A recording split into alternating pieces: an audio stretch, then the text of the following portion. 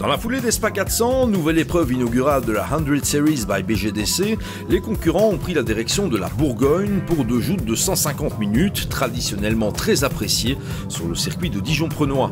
Une grosse trentaine de bolides s'étaient fixé rendez-vous sur le tracé ayant servi de cadre en 1979 à l'un des grands prix de Formule 1 les plus disputés de l'histoire.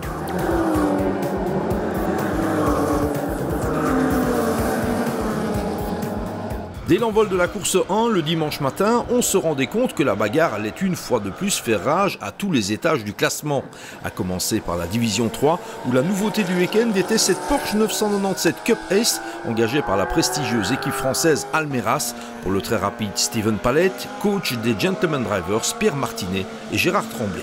C'est néanmoins la spectaculaire marque BMW M2 V8 numéro 340 d'Eric Fick et Tom Van Rompuy qui dominait la première partie de course avant de rencontrer des soucis électroniques éloignant cette silhouette d'origine australienne du haut du classement. Guère plus de chance pour l'autre marquard, c'est la Focus V8 VDS Racing Adventures que se partageaient Raphaël van der Straten et Pierre Dupont qui finissait par abîmer sa suspension suite à un contact avec un autre concurrent. Et il n'en fallait pas plus à la Porsche Almeras pour l'emporter en division 3 au terme des 150 premières minutes de course. Le trio Palette, Martinet, Tremblay, effectuant un parcours sans faute à domicile, voilà des débuts particulièrement réussis en BGDC. Au classement de la D3, la Porsche Almeras devançait la Porsche Cup EMG Motorsport de Rodant et Verhaeren, tandis que la silhouette Solution F de Delattre du Bosco et Roustan complétait le premier top 3 du week-end. Marquée par de gros problèmes de chronométrage, la course 2 était caractérisée par un déroulement incertain.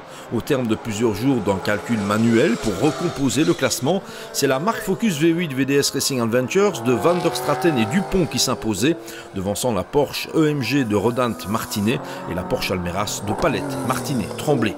La première manche n'était pas top, on a cassé un support de suspension, et la deuxième on s'est vraiment bien marré. Donc allez, c'est bon quand même, c'est positif. Alors, Pierre Dupont, quel plaisir peut-on prendre au volant d'une marque comme ça? Ça doit être très impressionnant ici sur le circuit de Dijon. C'est Noël à chaque fois qu'on la conduit. C'est un rêve, un vrai rêve.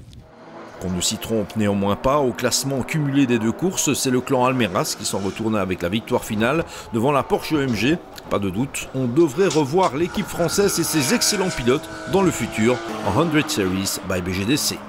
Je roulais avec V2V et il y avait beaucoup de LMP3. Et ces LMP3, c'est un peu pénible, manque de GT. Et là, il y avait un plateau qui était intéressant. Donc, il y avait des belles voitures et des plus petites. Mais voilà, c'était de quoi se régaler. Ça veut dire qu'on pourrait vous retrouver dans le BGDC? Je pense que oui. Je pense que oui. Il y a une bonne ambiance. Et c'est bien dommage que ce petit problème de chrono. Mais oui, je pense qu'il y a Francorchamps, Spa, les 200 qui me feraient bien plaisir.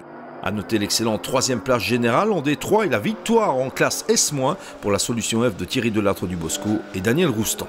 Pas de problème, c'est fantastique. Cette voiture n'avait plus roulé depuis 2008 et elle est ressortie pour les SPA 400. Elle a fini très bien et on refait la même chose ici, donc c'est juste génial. Génial, grand plaisir, belle voiture, sympa. On passe à la division 2 où l'info du week-end était le retour aux affaires de Koen de Witt, dont la BMW M3 E46 numéro 64 dominait la première des deux courses. Hélas, un bris de boîte de vitesse avant même le départ de la seconde joute mettait un terme aux ambitions du néerlandophone. La course était dès lors totalement relancée et si on pensait que la RXC Domecq 007 de Bourdouche, Berck, Morel et Daniels allaient pouvoir en profiter, un bris de moteur cassait l'élan de cette impressionnante machine 45 minutes après l'envol de la course 2. Absente des débats lors des SPA 400, les Seat Leon Super Copa allaient en profiter pour réaliser un imparable triplé au classement général de cette D2, Greg Van Ettelbosch et Olivier Kirten s'imposant au terme de la seconde joute, mais aussi au classement général. C'est carton plein, c'est génial. On termine et on termine bien, juste avec des voitures, des Porsche Super Cup, des silhouettes et autres. Donc je crois que là, on pouvait même pas espérer ça. À aucun jour, on a espéré qu'on puisse terminer comme ça, sans un seul problème. On a vraiment pu gérer du début à la fin, donc c'était vraiment parfait, parfait. Le top 3 de cette D2 était intégralement dédié au bolide espagnol avec la 62 de Daniel Brown et Philippe Bracquevelt, dont l'habituel Clio avait été victime d'une avarie technique dès le vendredi, et la 15 de Patrice Lacroix, lui aussi de retour aux affaires. Très bon week-end. Fort dur tout seul, c'est physique. Mais je suis assez content. Une petite panne vers la fin, mais petit collecteur, ou sinon la voiture a très bien fonctionné. Et je suis content aussi de finir deuxième C4 et deuxième classe F. Voilà, donc très beau week-end, bonne ambiance. Pour une fois, après 2 heures, super soleil.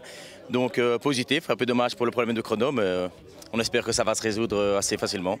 Dans la classe E de la division 2 doublé BMW, au terme des 2 manches, la 330i numéro 90 de Kenny Buykens et Kobe Vastils, ralentie par une alerte moteur en seconde manche, s'imposant néanmoins au général devant la 118D numéro 101 de Maas, Vermeulen et Mikkels.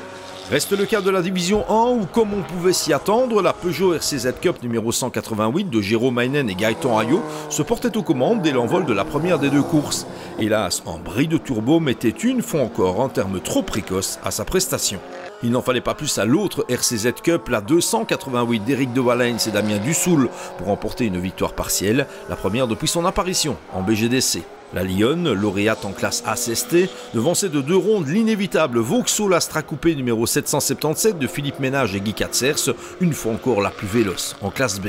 Le premier top 3 de la D1 était complété par l'inattendu Porsche Boxster numéro 24 d'Alain Neutelers, Jean-Yves Beckmann et Christophe Denis, plus que jamais à son avantage, et bien sûr lauréate de la classe D. En fin de journée, lors de la course numéro 2, Jérôme Heinen et Gaëtan Ayot prenaient une éclatante revanche sur le sort en s'imposant devant leurs équipiers de Wallens Dussoul. Un succès plus que mérité pour ces pilotes trop souvent malchanceux ces derniers mois. Au cumul de la journée, c'était la première victoire de la saison pour Éric de Wallens et Damien Dussoul, également lauréat de la classe ACST, preuve qu'à la régulière, les Peugeot RCZ restent les références de la compétition en division 1. Au général de la D1, le duo de la 288 devançait les vainqueurs de la classe B, Philippe Ménage et Guy Katzers, plus brillants que jamais. Je pense que Dijon nous porte chance parce que déjà l'an passé on avait pas mal réussi et ici entièrement sur le sec on a été extrêmement performant, très régulier, donc on a forcément un classement très favorable. En classe B, derrière la Vauxhall, on pointait la Renault Clio numéro 37 d'Hervé Degé, Olivier Debroux et Philippe Ortulanus, et la vaillante Honda Civic numéro 6 de Navrik Delatte et Patrick Van Biloun qui n'ont jamais rien lâché. Ça fait super plaisir, c'est le 2e cette année en plus avec Olivier. Je crois que ça commence très bien pour nous.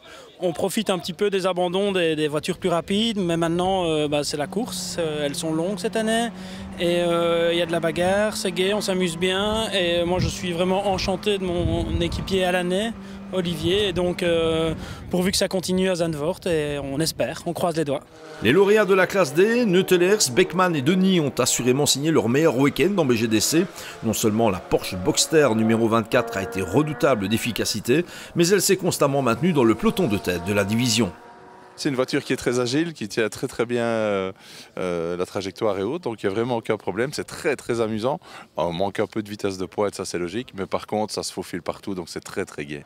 Signalons encore la présence des BMW Racing Cups au sein du peloton du BGDC à Dijon, avec le succès des frangins Hakan et Recep Sari en BMW M235i Racing Cup, tandis que Lorenzo Doniacuo et Bernard Klaas ne se faisaient pas prier pour remporter la victoire en BMW Club Sport Trophy.